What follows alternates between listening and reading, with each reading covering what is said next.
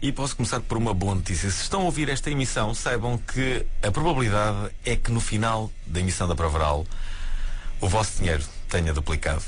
O nosso convidado chama-se Matias Smells, penso que será assim que se diz, editou um livro que se chama Investir como um Milionário, onde promete justamente isto.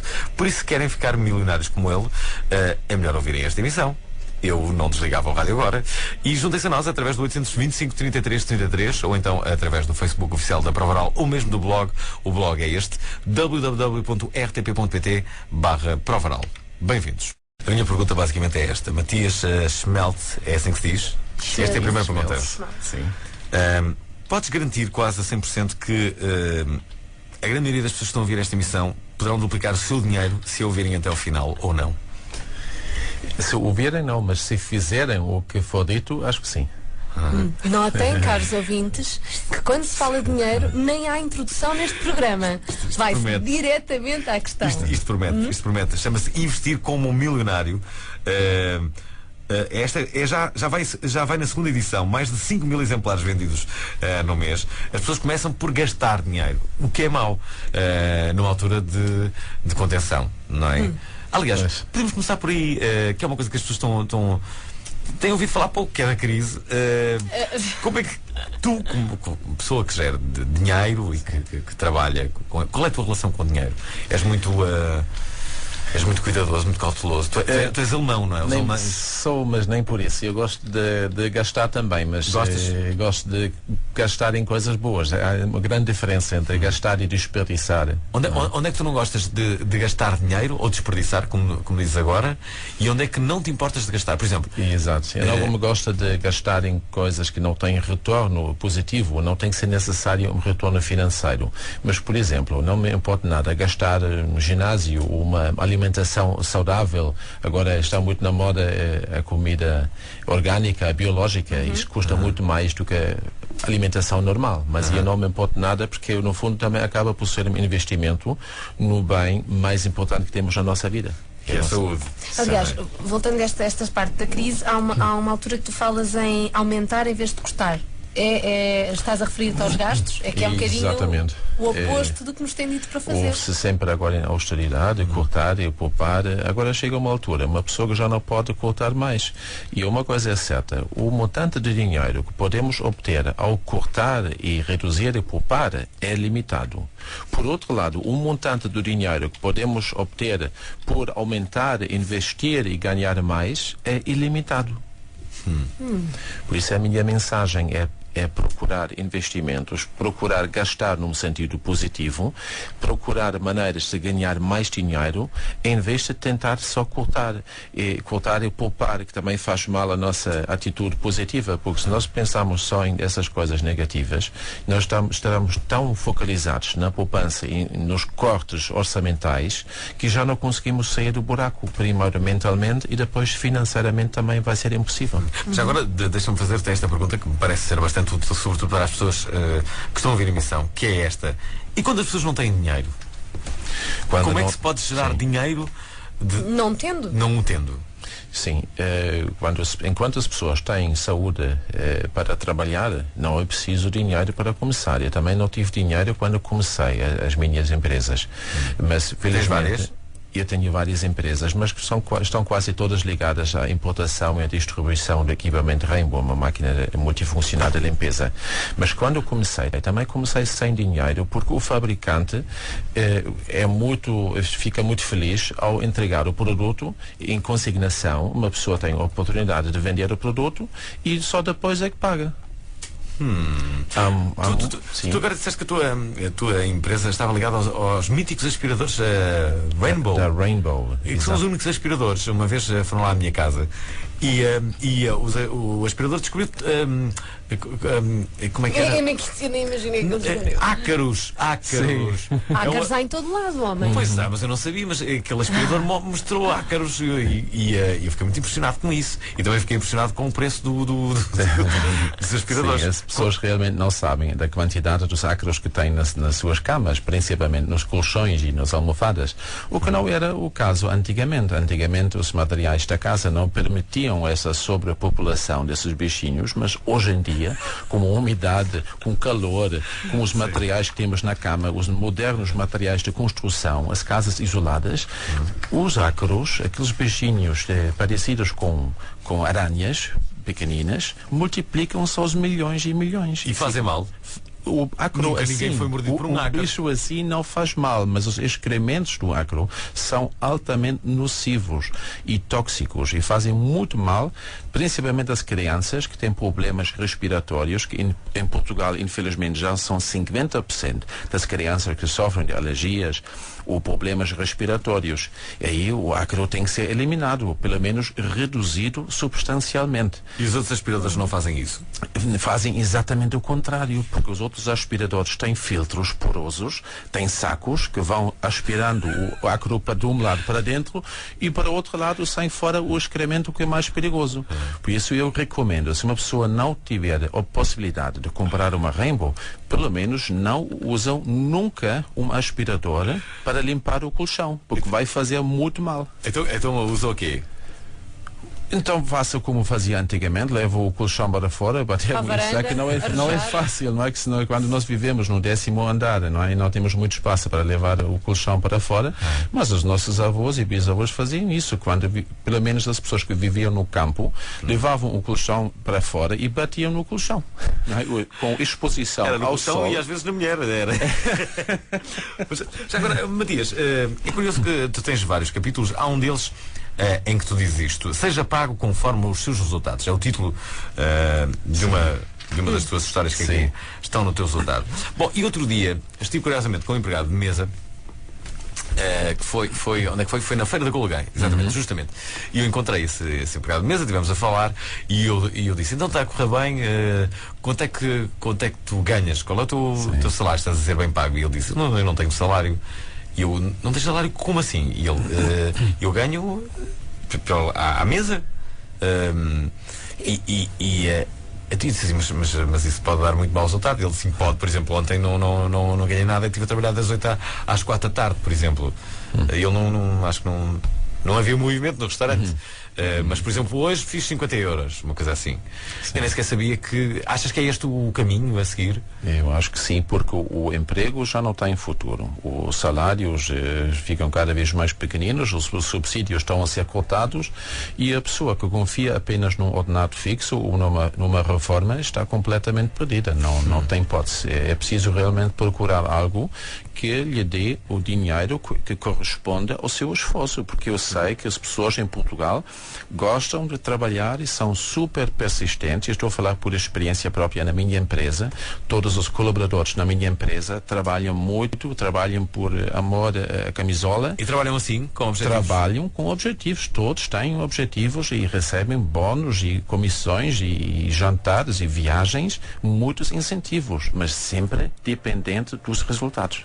Eu li uma entrevista em que tu dizias, aliás, que este tipo de trabalho em part-time seria uma excelente solução para uma fonte de rendimento extra, sendo que neste momento as pessoas trabalham basicamente para pagar contas, quase, não é? Exato, neste momento é mesmo uma necessidade, por isso é que temos cada vez mais pessoas que se candidatam a entrar na nossa empresa em part-time. 50% da nossa força de vendas neste momento são pessoas que têm outros empregos, são pessoas funcionários públicos, são engenheiros, temos médicos, temos todas as classes, temos operadores fabris, temos polícias, de todas as profissões à procura de um part-time, que conseguem facilmente na nossa empresa duplicar o que eles ganham lá fora. Isto também, antigamente, eu recordo-me, às vezes via filmes, por exemplo, há muito aquela figura do eu tinha 3 empregos para te sustentar, não é? Da mãe que diz isto ao filho. Eu nunca conheci muitas pessoas em Portugal realmente que tivessem mais do que um emprego. Será que o futuro será isto? Todos nós vamos ter, imagina, um emprego de semana e um emprego de fim de semana para poder... Ou então 2 empregos, um que acaba às 5 da tarde e outro que se inicia a essa hora. Sim, ou até o emprego acabar. Também temos muitos casos onde a pessoa entrou em part-time e 3 meses depois já não tinha emprego e continua a viver só da atividade na Rainbow. Mas espera aí, e a pergunta que eu tenho a fazer é esta. A mim parece-me muito interessante e acredito que todas as pessoas queiram trabalhar e obviamente ganhar mais pelos seus resultados.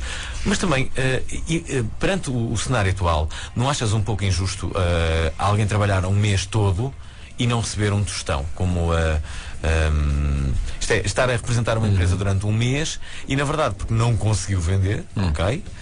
Porque o mercado está como está, até se esforçou, mas não conseguiu vender. E então, então, no nosso caso, essa situação não se põe nunca, porque nós pagamos por cada demonstração, independentemente do resultado da venda. Então tem sempre um vencimento base, mais ou menos, desde que a pessoa trabalhe. Tem. Okay. Só demonstrando uma máquina já recebe dinheiro suficiente para pagar muitas contas. Mas sabes que há outros empregos em que isso não acontece. Nas vendas. Verdade. Sim, e eu acho que, aliás, e tem toda a razão, eu acho que a Rainbow em Portugal é a única empresa que paga por demonstração.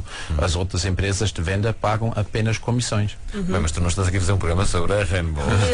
Estás aqui sobre o teu livro, ok? Olha, e é nele que nos vamos centrar. Bom, o que é que tu aqui destacas desde logo no teu livro que te parece interessante para todos nós sermos milionários?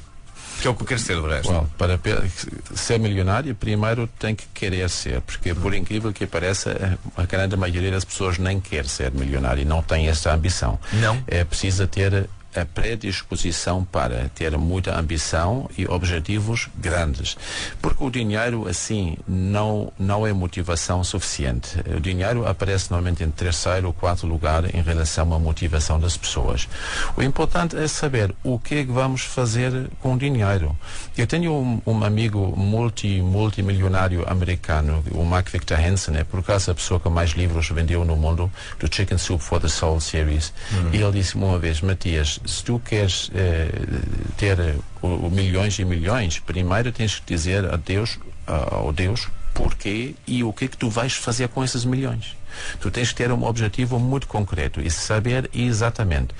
O que acontece quando perguntamos às pessoas o que é que tu farias com 1 milhão de euros? As respostas são muito diversas, mas pouco concretas. Muitas pessoas dizem: eu ia ajudar as pessoas pobres, ajudava os meus amigos, os meus familiares, comprava um grande carro, uma boa casa, mas nem sabem que tipo de carro, qual é a casa, onde é que a casa estaria e quem que são as pessoas que vão receber a ajuda e qual é a quantia. Falta pensar até o fim, fazer um plano mais concreto para poder visualizar o que é que tu vais fazer com aquela quantia. Porque as pessoas também partem do princípio que isso nunca lhes vai acontecer, não é? É por isso que não tem qualquer tipo de plano. Mas será esse um mau princípio logo para conseguires atingir alguma coisa, não? Exatamente, que senão tem um princípio que nos... Em princípio, se a pessoa não tem fim. Eu, por exemplo, também nunca penso o que é que faria. Porque à partida, se calhar... Bom, mas tu és uma pessoa otimista e eu parto do pressuposto que isso seja mas não ao ponto de ganhar 1 milhão de euros, não. Ainda por cima eu não jogo no Euro Milhões. Só vejo lá a Marisa Cruz. Olha, eu estou a ver aqui um capítulo que é muito interessante. Eu lembro-me do meu pai me dizer várias vezes que quem trabalha muito não tem tempo para pensar em como ganhar dinheiro. E eu achava aquilo uma daquelas frases feitas, um daqueles ditados. Essa é uma grande verdade. E tu dizes, há uma parte aqui no livro... sem trabalhar pouco. É trabalhar pouco. Pouco e bem. Pouco e bem. É isso, não é? E tu dizes aqui, se trabalhar 40 horas por semana, está a usar menos de 25% do tempo que tem para atingir as suas metas financeiras e profissionais. O que é que são financeiras então? Sim, mas também a Xana também tem razão. Quando disse, foi o seu pai que disse, as pessoas muitas vezes que trabalham mais ganham menos. Eu sei que não é justo, mas é uma realidade. As pessoas que trabalham, não têm tempo para pensar em mais nada. Eu também já trabalhei em vários empregos, trabalhei na construção civil. Eu sei o que é que significa trabalhar duramente, a chuva, exposto ao sol e a outras influências menos positivas. E uma pessoa está tão envolvida no trabalho e no final do mês recebe pouca coisa, não é? Às vezes é preciso parar para pensar. Fazer um balanço, não é? Fazer um balanço e analisar e pensar realmente o que é que posso fazer para melhorar a minha vida. Porque se eu continuar assim, sempre batendo na mesma tecla, eu não vou a lado nenhum. As coisas vão só piorar.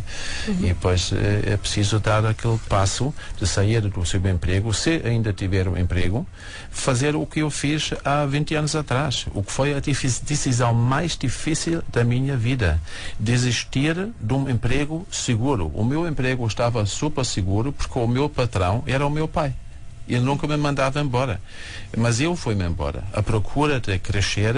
O que é que fazias? Eu trabalhava primeiro como pedreiro na construção civil, depois tornei-me engenheiro e depois eu ganhava cerca de, na altura, quando era encontros, não é? 200 contos por mês, o que dava para pagar as minhas contas. 1000 euros, portanto. 1000 euros por mês. Que na altura era suficiente para mim, porque eu estava sozinho, não tinha ninguém, não tinha casa, mas não foi suficiente. Eu queria viajar e queria conhecer o mundo, queria comprar um Lamborghini e eu queria tanta coisa que... Já tens um Lamborghini? Agora já tenho, sim, mas comprei muito mais tarde.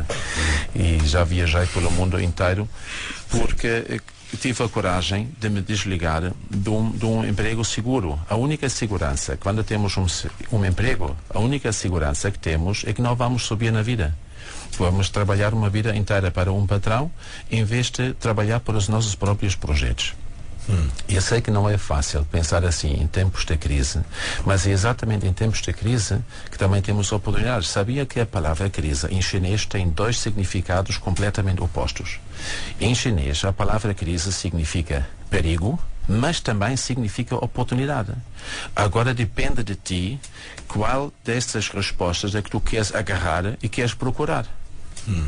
Mas será que há 20 anos, e dizias que há 20 anos tomaste essa decisão, a conjuntura toda não era completamente diferente? Nunca como agora tiveste uma crise tão real. Sim, agora as coisas são mais difíceis, mas eu vou mostrar se calhar difíceis de contornar. Não, mas eu vou mostrar o exemplo do meu pai. O meu pai também abriu uma empresa em tempos de crise, depois da Segunda Guerra Mundial na Alemanha.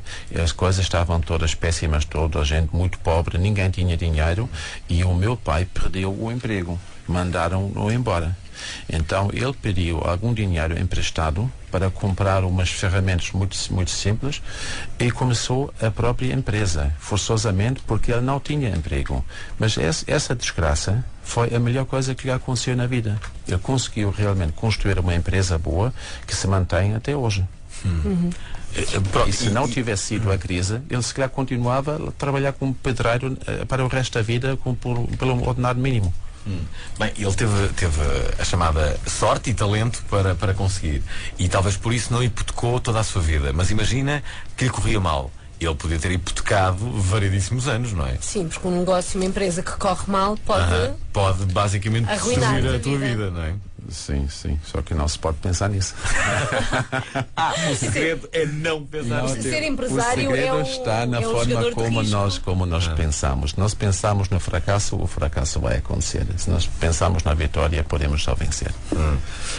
Acreditas mesmo nisso assim? Achas que nos podemos tornar 100%, impermeáveis 100%. Quando tu andas num carro de corrida, podes imaginar andar num carro de Fórmula 1 com máxima velocidade. Tu podes olhar só para onde tu queres ir.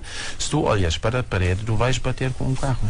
Tu tens que olhar sempre na direção para onde tu queres ir, para o teu caminho desejado. Não podes pensar um segundo só num possível fracasso, numa perda, numa bancarrota ou qualquer coisa assim, porque senão a lei da atração vai pegar imediatamente. É chamada lei da atração, de facto. Já agora, aqui, porque falamos em atração, os impostos é uma atração muito corrente, sobretudo por parte dos nossos governantes, não é? Há aqui um capítulo que tu dedicas justamente a explicar-nos o que fazer para pagar menos impostos. Eu penso que agora as pessoas nesta altura... Pôr aqui um post-it a marcar. Sim, várias pessoas estão neste momento a aumentar o volume do rádio. Isto é muito importante. O que fazer para pagar menos impostos? Mas o primeiro passo é se tornar empresário, porque enquanto tu fores um empregado, vais sofrer sempre a retenção à fonte. Quer dizer, se queres pagar impostos ou não, os impostos são logo retirados, nem vais ter o prazer de ter aquele dinheiro nas tuas mãos. Como empresário, primeiro ganhas e depois é que pagas os impostos, e tens sempre maneiras de reduzir um pouco, pelo menos, o imposto que vais pagar, através de certas despesas que tu podes abater, inclusive, por exemplo, viagens de negócio, almoços de trabalho, coisas que um empregado vai ter que tirar o dinheiro do seu bolso. Isso é mais uma vez... Então, Porquê que as pessoas ditas normais, sem serem empresários, não podem também colocar essas despesas? Pois é isso. Será mais compensatório ser empresário em nome individual do que trabalhador independente?